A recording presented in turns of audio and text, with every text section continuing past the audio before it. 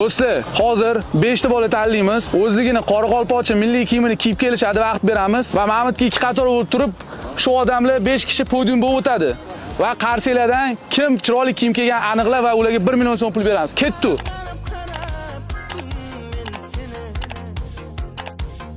Do'stlar, mana kiyimlarini kiyib kelishdi. Qoraqalpog'iston milliy kiyimlarini. Hozir bularni endi poddershkasi bilan kim yutishini aniqlaymiz va eng chiroyli libos nominatsiyasida yutgan odamga 1 million so'm pul beramiz. Ketdi.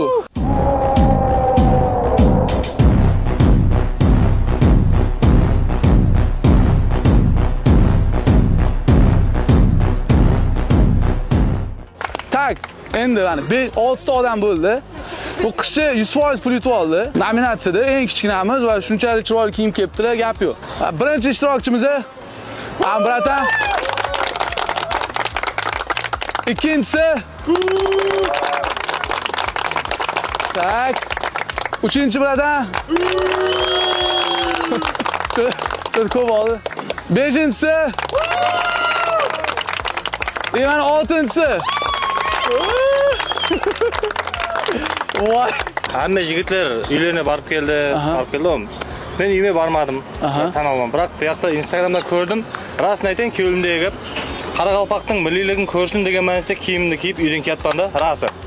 Bu o'manda nalarning ustini shu qilajaq emasman. Prosta men uyga borib kelmadim. O'zim ayibni tanab atganda, biroq ko'rsin Qoraqalpoq milliyligi qanday ekanini, o'shani ko'rsindan. Biroq birinchi navbatda qizimiz обязательно o'tadi.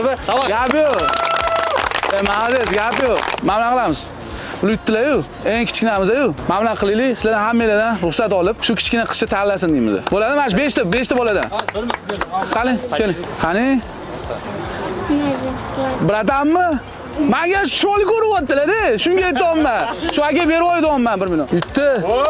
Degan, yutdimi? Mana 1 million yutib oldilar. Gap. Aka, gap yo'q. Mana sizga 1 minut. Hoppa. Pul berayotgan olasizmi? Rahmat. Rustam to'g'ri pul qaytaryapti men faqat.